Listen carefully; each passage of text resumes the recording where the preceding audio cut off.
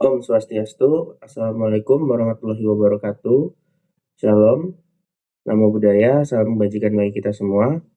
Perkenalkan, saya Muhammad Ainul Yakin dengan 3 digit NIM terakhir 152, selaku perwakilan SGDB 4 untuk membuka presentasi study project kami yang berjudul Sex Tourism.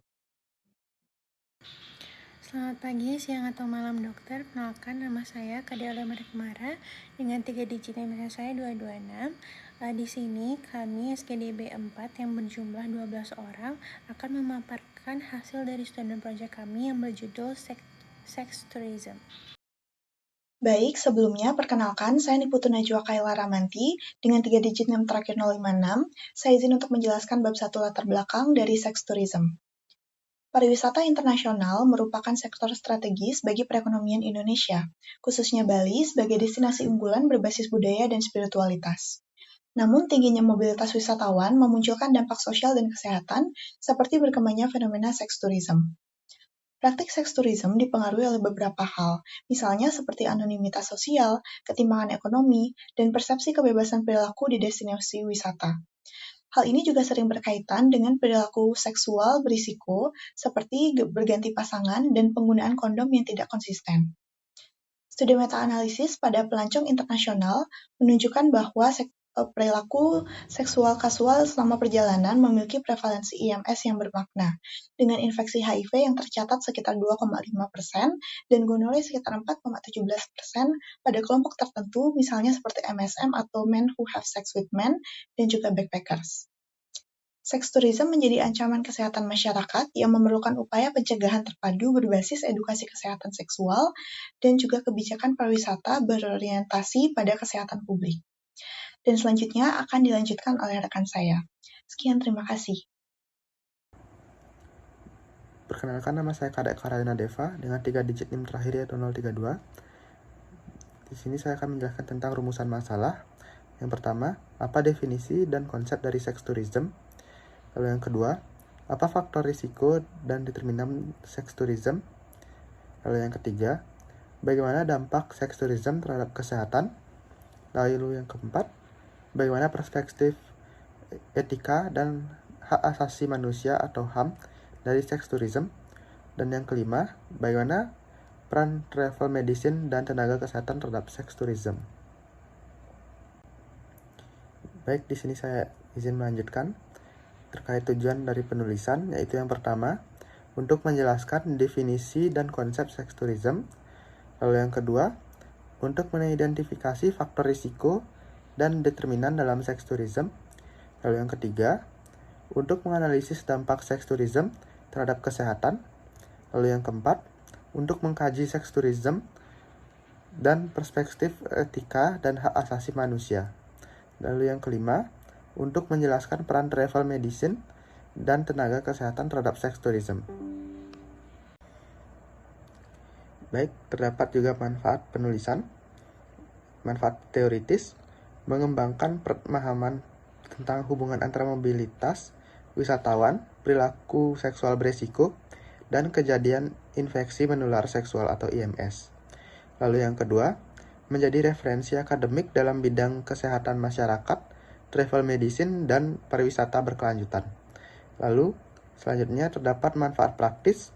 Yang pertama, menjadi dasar penguatan edukasi pra-perjalanan terkait kesehatan seksual dan pencegahan IMS. Lalu yang kedua, mendorong pengembangan pariwisata yang berkelanjutan, beretika, dan ramah kesehatan. Lalu yang ketiga, meningkatkan kesadaran terhadap dampak kesehatan seks tourism, khususnya risiko IMS. Sebelum melanjutkan, perkenalkan, saya Muhammad Ainul Yakin dengan 3 digit NIM terakhir 152. Izin menjelaskan mengenai definisi seks tourism. Seks tourism adalah bentuk pariwisata minat khusus yang melibatkan perjalanan wisata dengan tujuan utama atau tambahan untuk memperoleh kepuasan seksual. Aktivitas ini dapat berupa hubungan seksual komersial seperti prostitusi maupun interaksi seksual non-komersial antara wisatawan dan penduduk lokal. Fenomena ini umumnya berkembang di daerah dengan ketimpangan ekonomi, lemahnya regulasi, dan lingkungan sosial yang permisif. Dalam praktiknya, seks tourism sering terkait dengan industri hiburan dan pariwisata malam seperti bar, karaoke, panti pijat, dan juga hotel, serta dipengaruhi oleh faktor kemiskinan, rendahnya pendidikan, dan tingginya permintaan wisatawan. Aktivitas ini juga bersifat eksploitatif, terutama jika melibatkan kelompok rentan seperti anak-anak, sehingga menimbulkan masalah serius dalam aspek kesehatan masyarakat, etika pariwisata, dan hak asasi manusia. Pagi, siang, ataupun malam dokter. Sebelumnya perkenalkan, nama saya Nyoman Brasela dengan 3 digit NIM terakhir 211. Jadi di sini saya akan mempresentasikan tentang faktor risiko dan juga determinan dari seks tourism. Yang dimana dari faktor risiko dalam seks tourism itu sendiri paling banyak dilakukan oleh laki-laki, usia dewasa muda, dan wisatawan tanpa pasangan tetap.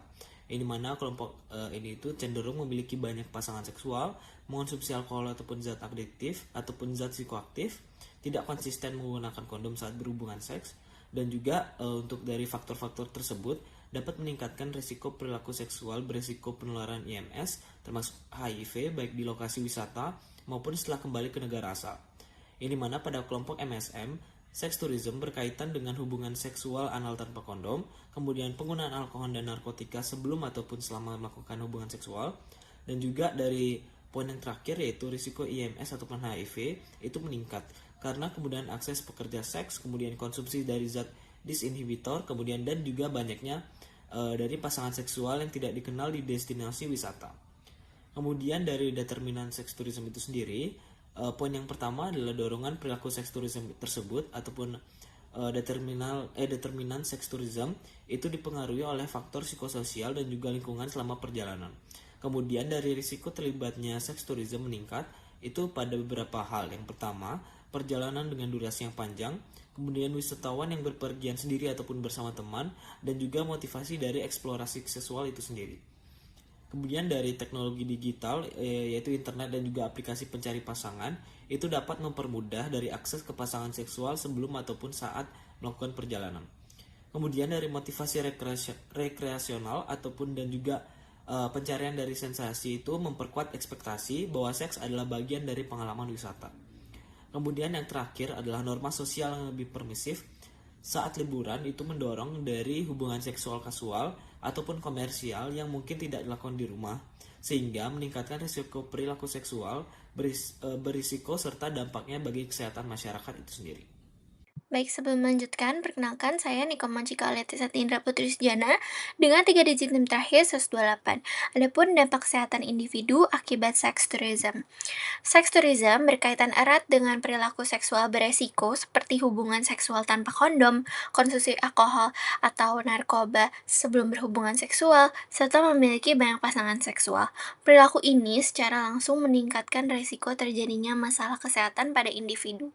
Dampak kesehatan yang paling sering ditemukan adalah peningkatan kejadian infeksi menular seksual seperti gonore, klamidia, dan juga HIV. Studi menunjukkan bahwa individu yang terlibat dalam seks tourism memiliki resiko lebih tinggi terkena IMS dibandingkan individu yang tidak terlibat dalam aktivitas tersebut. Selain itu, seks tourism juga berkontribusi terhadap penyebaran penyakit lintas wilayah atau disease migration karena adanya mobilitas global antara wisatawan dan juga penduduk lokal. Hal ini tidak hanya berdampak pada kesehatan fisik individu, tetapi juga menimbulkan dampak psikososial seperti stres, kecemasan, serta stigma sosial, yang pada akhirnya menurunkan kualitas hidup individu. Baik, saya melanjutkan. Sebelum perkenalkan, nama saya Gede Surabaya Dharma dengan NIM akhir 080. Di sini saya akan menjelaskan mengenai dampak kesehatan masyarakat. Seks tourism ini merupakan pendorong utama penyebaran infeksi menular seksual dan HIV secara global akibat perilaku berisiko tinggi serta rendahnya penggunaan kondom di kalangan wisatawan internasional.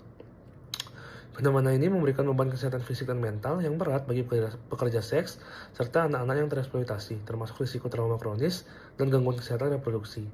Sebagai langkah mitigasi, diperlukan intervensi medis berbasis bukti, seperti penggunaan pre-exposure prophylaxis episodik, program pencegahan terpadu bagi wisatawan dan mitra lokal, serta dukungan komprehensif bagi korban eksploitasi untuk memperkuat kemampuan negosiasi kesehatan dan mengurangi kerentanan mereka. Baik, perkenalkan, nama saya Nalaria dengan 3 digit NIM terakhir 240. Di sini saya izin untuk melanjutkan pada bagian perspektif terhadap etika pada seks tourism. Jadi, seks tourism merupakan fenomena global yang tidak hanya membawa dampak ekonomi dan budaya negara tujuannya, tetapi juga menimbulkan persoalan serius dalam aspek etika dan hak asasi manusia.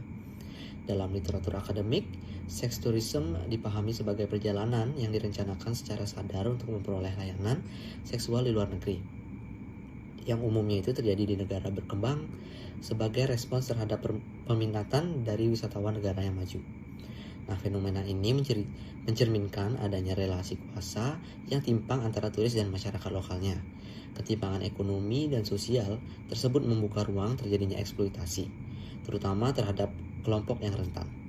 Dari perspektif etika, seks tourism banyak dikritik karena mereduksi individu menjadi objek konsumsi seksual.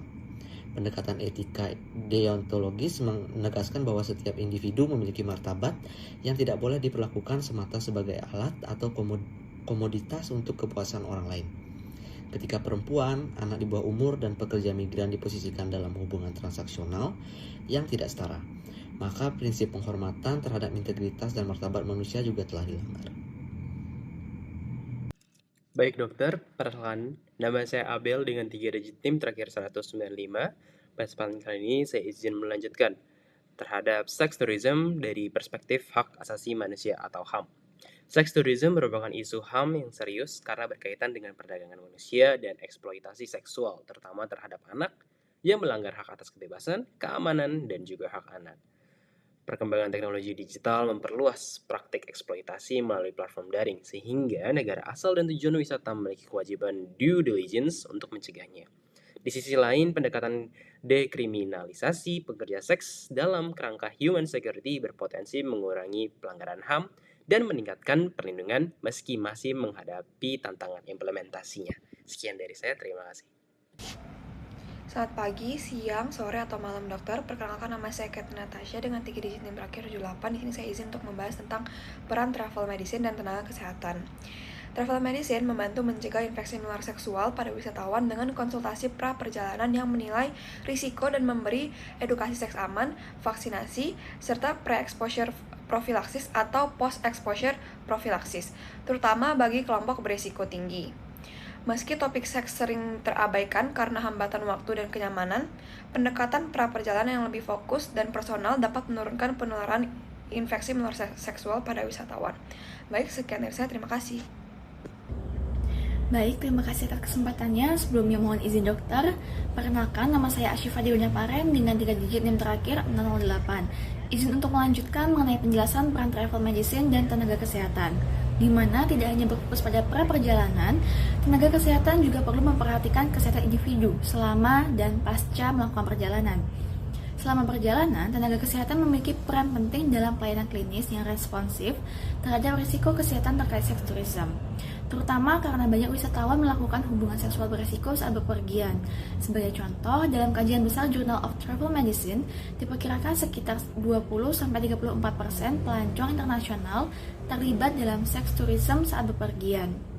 Kemudian, pasca perjalanan, tenaga kesehatan berperan dalam fase screening dan tindak lanjut atau post-travel care, yang merupakan langkah penting dalam deteksi dini dan penanganan infeksi yang mungkin tidak menunjukkan gejala atau asimptomatik sebelum kembali ke negara asal. Sekian yang dapat saya sampaikan, selanjutnya dijelaskan oleh rekan saya. Baik, sebelumnya perkenalkan, saya Muhammad Davian Syafenada Harahab dengan 3 digit terakhir 104. Izin melanjutkan terkait kesimpulan dari studi proyek kami yang berjudul Sex Tourism.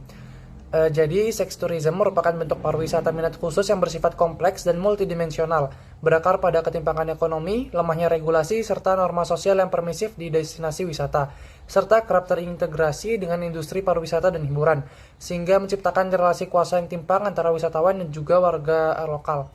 Kondisi ini meningkatkan risiko eksploitasi terhadap kelompok rentan seperti perempuan, pekerja migran, dan anak-anak, serta menimbulkan persoalan etika dan pelanggaran hak asasi manusia.